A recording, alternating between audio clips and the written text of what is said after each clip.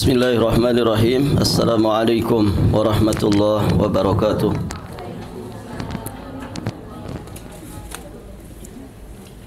Alhamdulillahilladzi hadana lihadza wa ma kunna linahtadiya laula an hadana Allah. Asyhadu an la ilaha illallah wahdahu rabbi la syarikalah wa asyhadu anna Muhammadan abduhu wa rasuluh, amma ba'd. Allahumma inna nas'aluka ilman nafi'an wa rizqan tayyiban wa amalan mutaqabbala. Allahumma 'allimna ma yanfa'una wanfa'na bima 'allamtana wa zidna ilman. Para ummahat wa akhwat fillah rahimani wa rahimakumullah. Alhamdulillah, kita bersyukur kepada Allah Subhanahu wa taala pada kesempatan yang berbahagia ini. Kita sudah masuk tanggal 23 dari bulan Rabiul Awal 1447 Hijriah.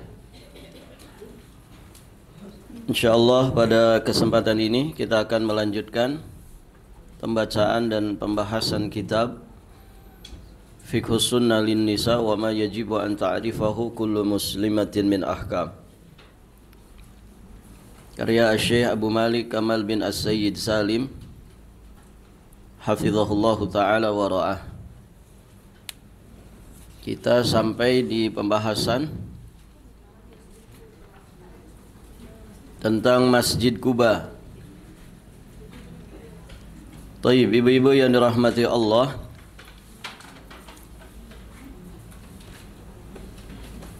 muallif menyampaikan, qala hafizahullahu ta'ala, disunnahkan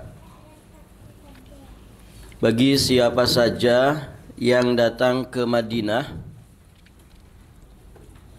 untuk sengaja pergi ke Masjid Quba lalu mengerjakan sholat di sana dalam rangka meneladani Rasulullah sallallahu alaihi wa alihi wasallam, karena beliau biasa berziarah ke sana baik dengan berjalan kaki maupun dengan naik kendaraan. Beliau biasa datang ke sana pada hari Sabtu lalu mengerjakan sholat 2 rakaat sebagaimana diriwayatkan oleh Imam Al-Bukhari dan juga Imam Muslim. Beliau juga bersabda, man tatahhara fi baitihi thumma ata masjid Quba fa shalla fihi salatan kana lahu ka ajri umratin. Barang siapa yang bersuci di rumahnya kemudian dia datang ke Masjid Quba lalu mengerjakan salat di dalamnya, maka dia mendapatkan pahala sebagaimana pahala umrah, insyaallah. Jadi syaratnya bersuci dulu dari rumah. Kalau kita yang berkunjung ke sana itu bersuci dari hotel. Nah, sebelum berangkat dipastikan dulu ya sudah pada wudhu atau belum, kan begitu. Taib. Kemudian kita sholat di dalamnya. Sholat apa di situ, Bu? Tidak disebutkan di sini sholatnya pakai apa. Nah, sholat apa? Kemudian menuju ke masjidnya juga tidak disebutkan. Barakallahu fikum. Ya berarti bisa jalan kaki, bisa juga naik kendaraan. Kendaraannya apapun boleh. Taib. Dan untuk pejalan kaki itu ada jalur khusus. Ada jalur khusus, ada trek khusus untuk orang jalan kaki. Ada yang pernah, Bu? Dari Masjid Nabawi jalan kaki ke Masjid Quba, atau sepedahan juga ada. Ada yang pernah? Belum, sama kalau belum ya. Tapi ada treknya ya. Di mana ini? di arah kiblat dari Masjid Nabawi, tapi sebelah kanan yang banyak hotel bintang 3 itu. Itu ada treknya buat jalan kaki, juga buat yang bersepeda. Yang senang jogging itu bagus ya. Taib. Kemudian sholat di dalam Masjid Kuba. Sholatnya sholat apa? Bebas. Mau sholat habis wudhu, mau sholat kalau pas waktu duha di situ ya sholat duha. Mau sholat tahiyatul masjid. Pokoknya sholat di dalamnya. Ya termasuk barakallahu fikum, ya sholat-sholat sunnah yang lainnya. Maka dia mendapatkan pahala sebagaimana pahala umrah. Masya Allah, orang berangkat umrah ke sana, dia bisa berkali-kali mendapatkan pahala umrah. Maka berkunjung ke Masjid Kuba ini city tour yang tidak boleh dilewatkan. Jangan sampai dilewatkan. Sayang, kita sudah di sana. Yang lain tidak dikunjungi tidak ada masalah. Tapi Masjid Kuba ini usahakan dikunjungi. Kemudian berikutnya tentang Baqi dan Uhud. Baqi ini apa? Pekuburan kaum muslimin di Madinah. Baqiul Gharqad. Ya, Gharqad. Dulu kenapa disebut Gharqad, Baqi Gharqad? Karena dulu di situ ada sejenis pohon berduri. Ya. Masih ada sisa-sisa tunggulnya, tapi sekarang sepertinya sudah tidak ada. Taib. Ini pekuburan penduduk kota Madinah dari sejak dahulu kala. Di Baqi Al-Gharqad ini banyak jenazah sahabat Nabi SAW yang dikuburkan. Bahkan disebutkan ada sekitar 10.000 sahabat Nabi yang dikubur di Baqi. Ada sekitar 10.000 orang dari sahabat Nabi dikubur di Baqi. Baik, ibu-ibu yang dirahmati Allah. Sampai sekarang pun jenazah kaum muslimin masih terus dikuburkan di sana. Bahkan sebagian dari mereka sengaja datang ke Madinah dengan harapan bisa mati di sana. Supaya apa? Supaya bisa dikuburkan di Baqi. Apa yang memang istimewanya ibu wafat di kota Madinah? Wafat di kota Madinah itu di antara keistimewaannya akan mendapatkan syafaat dari Rasulullah Sallallahu Alaihi Wasallam. Kalau dikubur di Baqi, ya tiap saat dikunjungi kaum muslimin. Itu penziarah kubur itu selalu ada, begitu. Masya Allah. Dan tidak ada yang ziarah kubur melainkan pasti mendoakan. Ini keistimewaan yang luar biasa.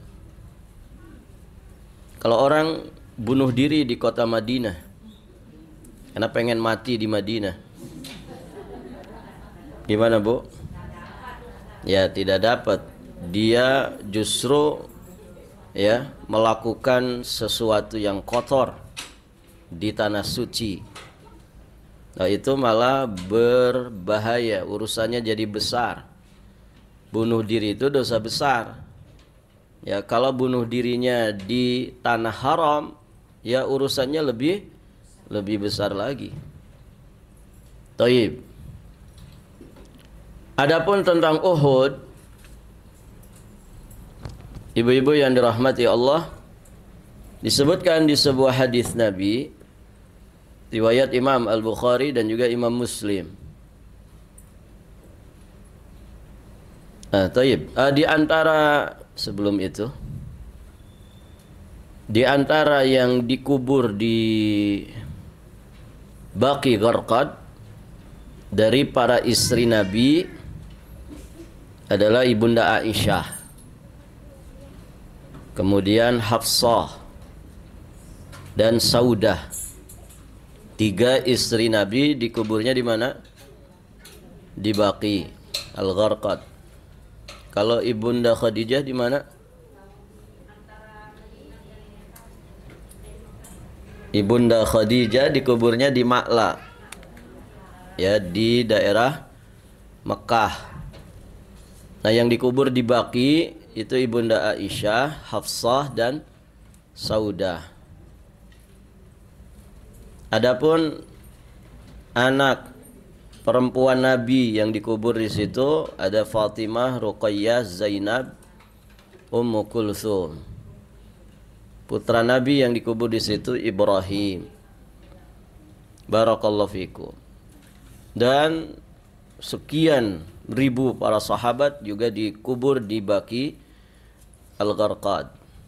Adapun Uhud, kata Nabi, Uhudun jabalun yuhibbuna wa nuhibbu. Uhud itu adalah sebuah gunung.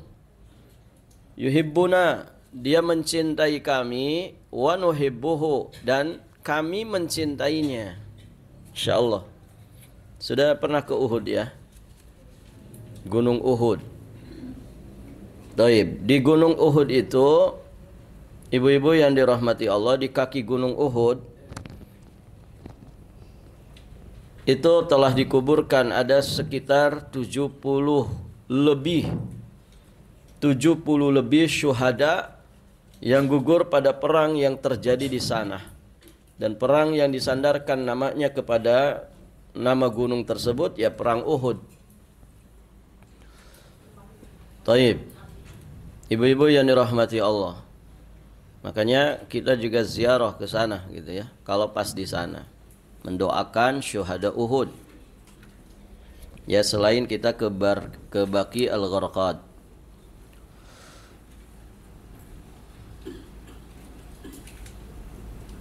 Apabila ada seseorang yang ingin datang ke Madinah untuk menziarahi Baqi atau syuhada Uhud, maka itu tidak mengapa.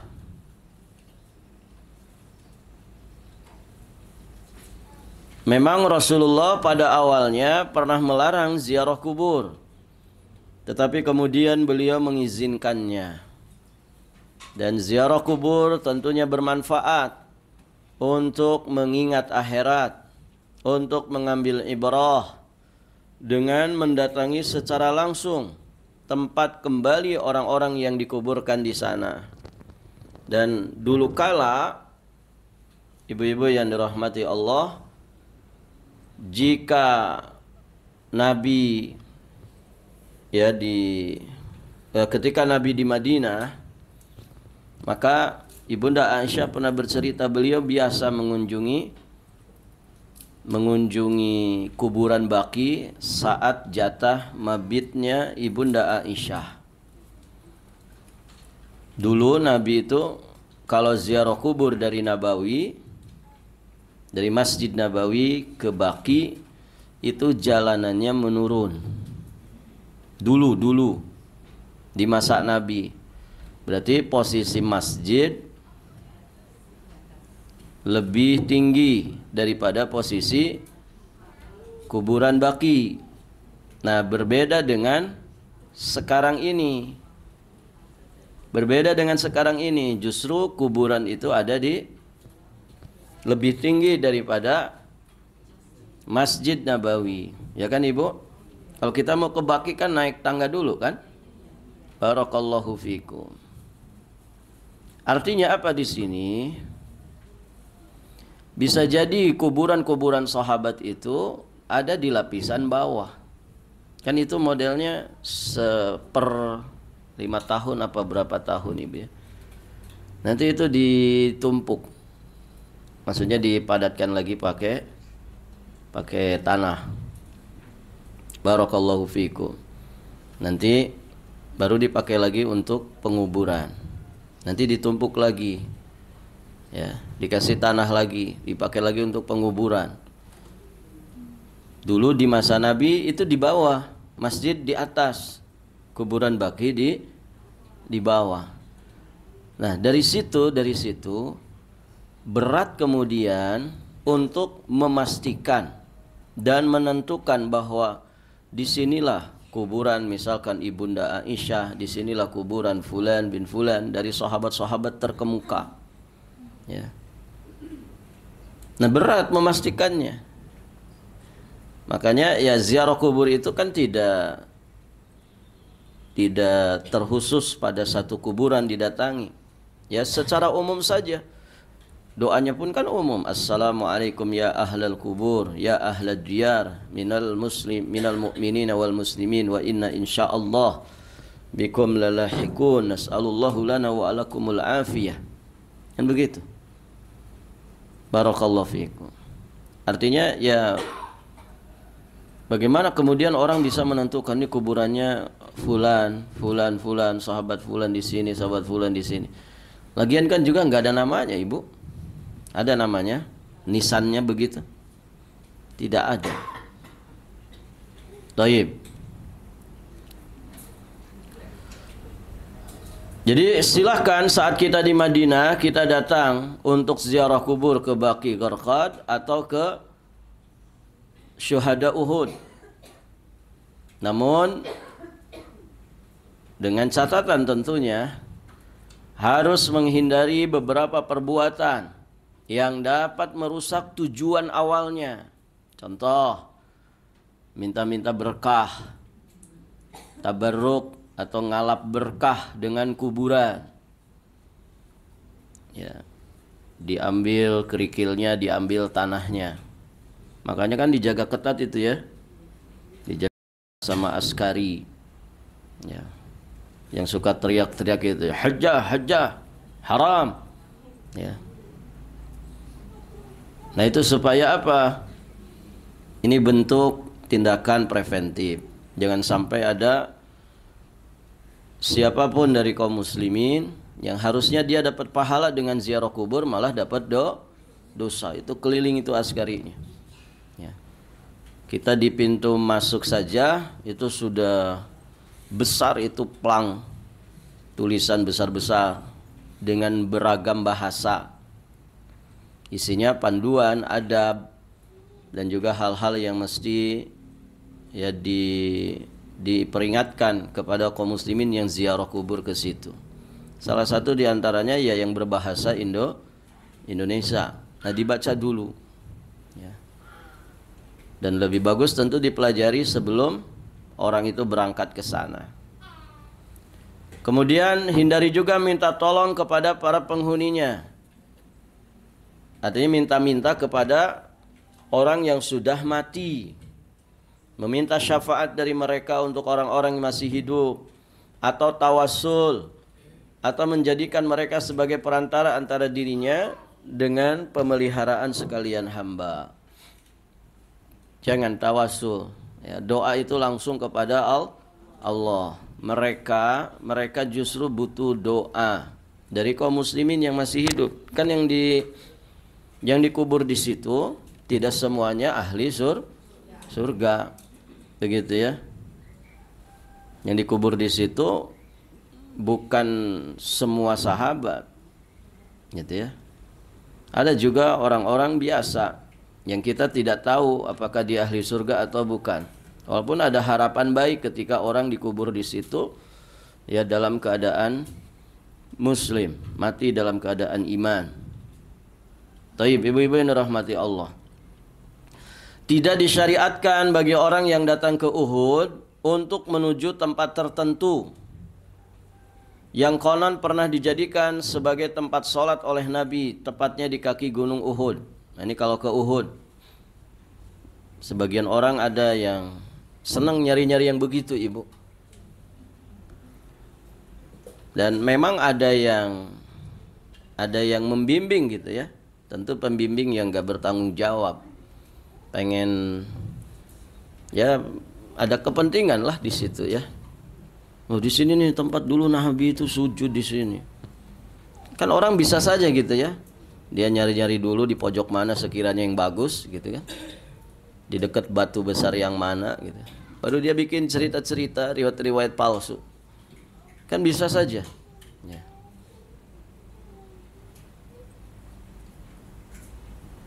Jadi itu tidak disyariatkan. Begitu pula mendaki gunung Uhud dalam rangka ngalap berkah, ini nggak ada kerjaan, ya.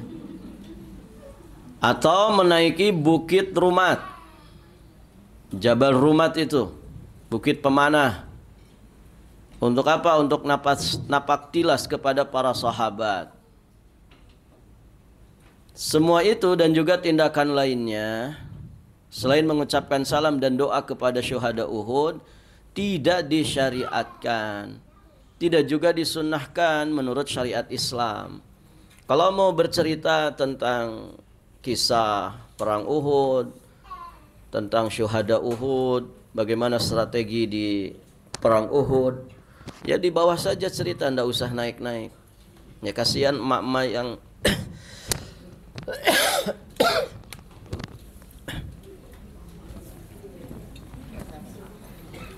emak-emak yang suka batuk-batuk.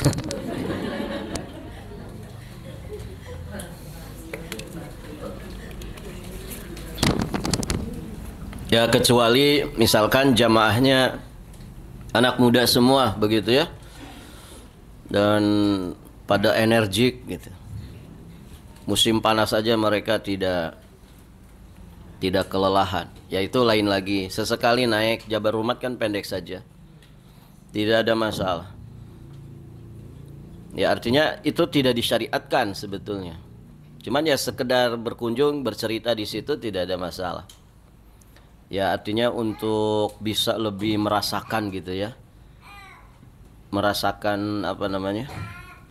Kan orang kalau diceritakan itu Ibu ya, dia mendapatkan cerita, kemudian lokasi ceritanya itu ya di situ, dia sedang di situ. Nah itu kan bisa lebih menghayati begitu ya. Barakallahu fikum. Namun ya jelas di situ tidak ada syariat apapun. Sehingga kalau kemudian orang ke situ niatnya ibadah, niatnya ngalap berkah, ini bisa jatuh ke dalam bid'ah yang terlarang. Maka tentang hal ini Umar ibn Khattab radhiyallahu taala anhu pernah berkata, "Innama halaka man kana qablakum bitatabbu'ihim athara anbiya'ihim." Kebinasaan orang-orang sebelum kalian hanyalah karena mereka menelusuri petilasan nabi-nabi mereka. Hendaklah kita merasa cukup dan mau memperhatikan perkataan Umar radhiyallahu taala anhu ini. Begitu ya. Barakallahu fikum. Jadi jangan berlebih-lebihan tatabbu al-athar. Jangan berlebih-lebihan menapaktilasi ya peninggalan-peninggalan para nabi.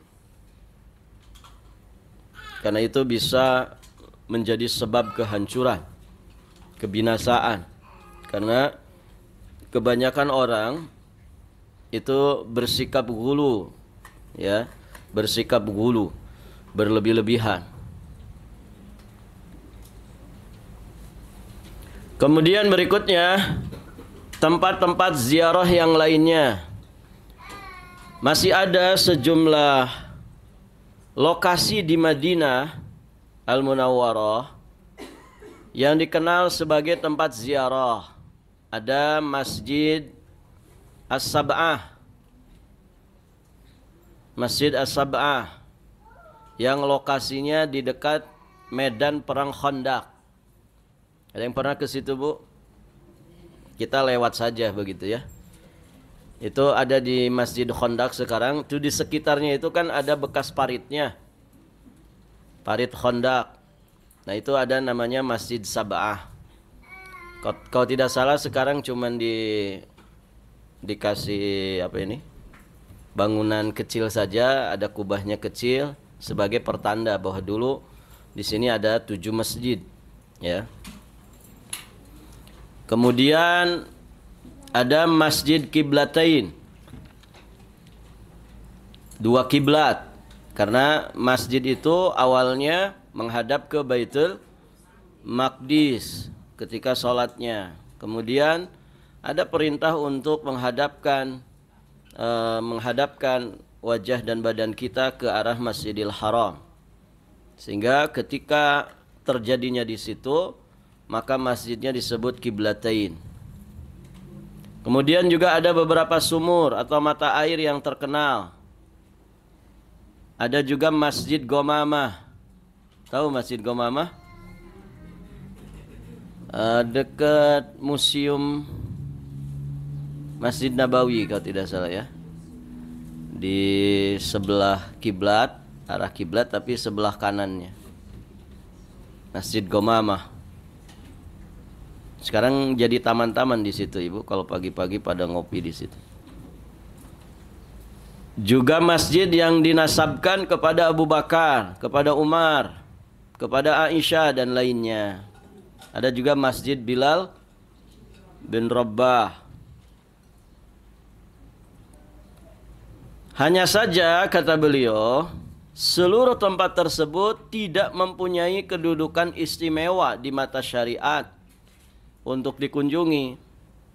Sehingga jangan sampai ada penziarah yang meyakini bahwa dirinya mendapatkan tambahan pahala dengan mengunjungi tempat-tempat itu. Sekedar tahu tidak ada masalah, tapi tidak ada di situ peluang untuk kita cari pahala. Karena tempat-tempat itu tidak ada syariatnya untuk dikunjungi. Barakallahu fikum.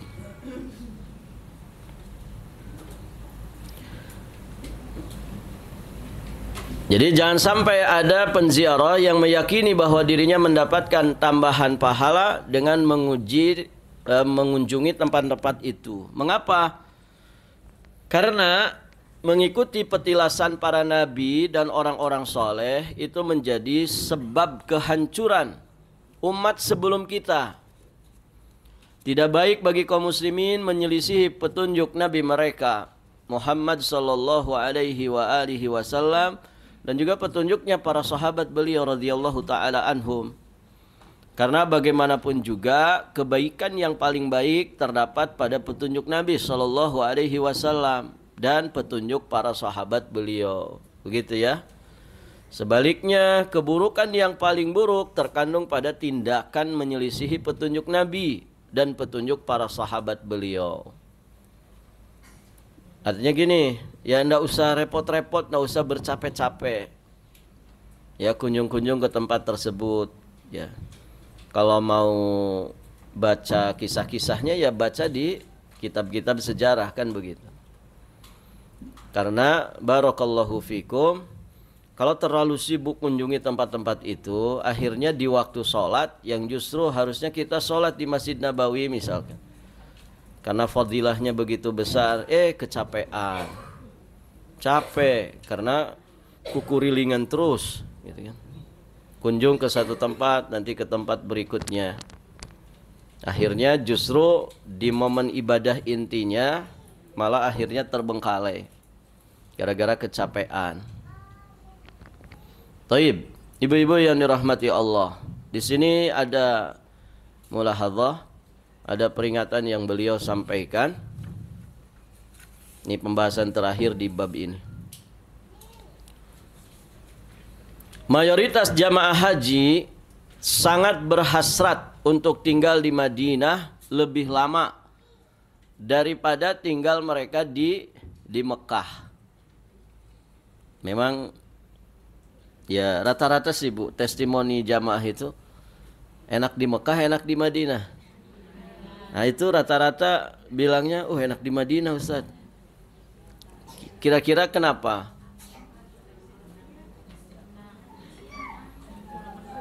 Ya barakallahu fikum. Ya daya tariknya luar biasa begitu ya Madinah ini. Terus juga akses ke masjid tidak susah. Rata-rata hotel itu dekat. Hotel ring 4 saja dekat. Dia kan modelnya datar saja gitu. Beda dengan di Mekah yang naik turun.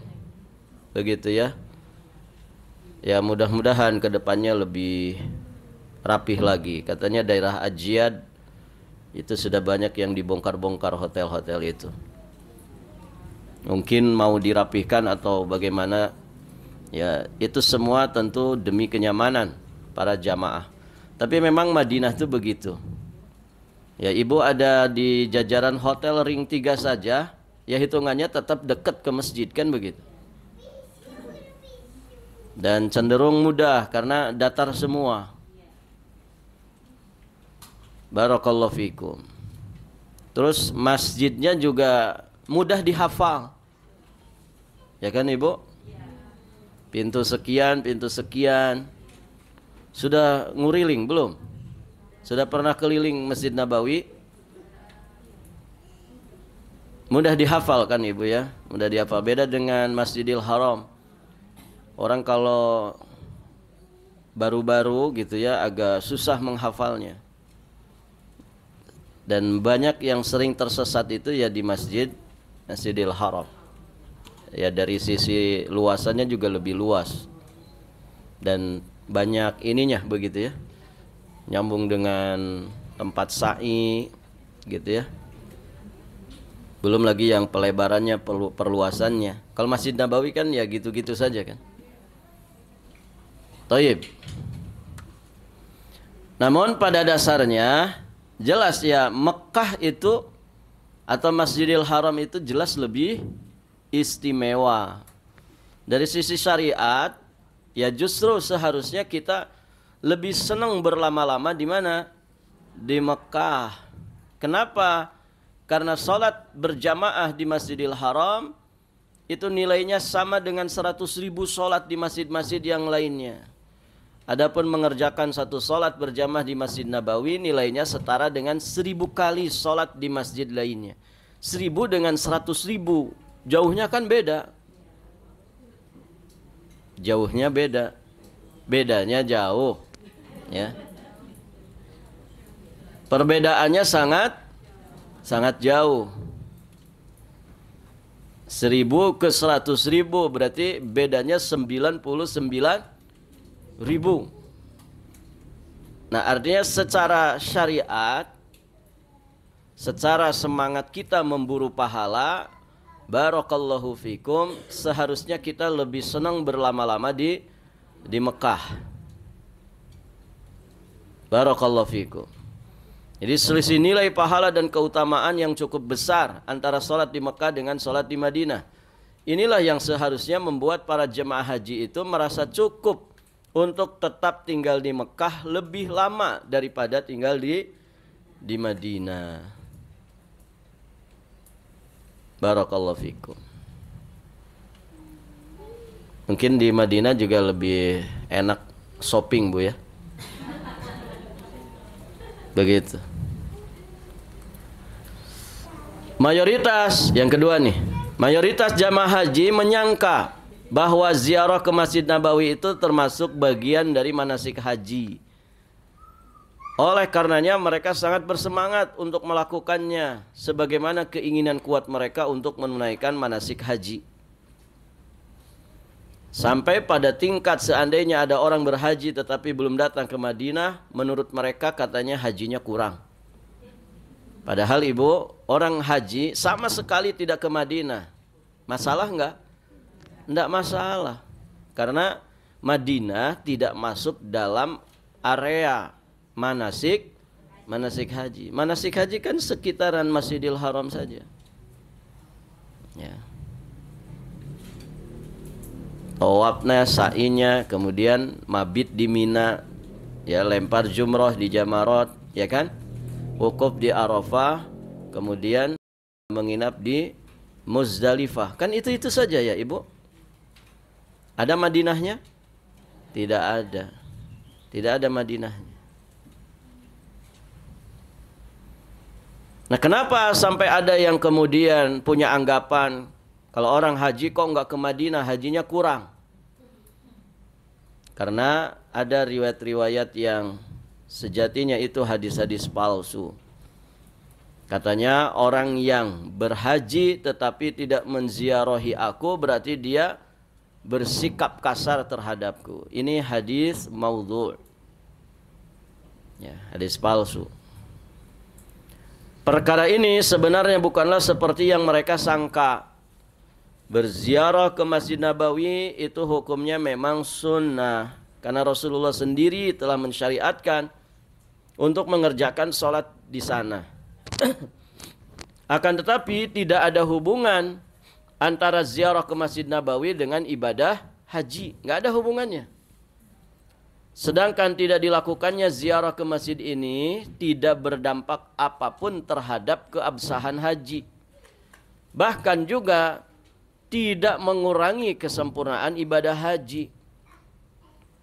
Karena ziarah ke Masjid Nabawi tidak termasuk rangkaian manasik haji.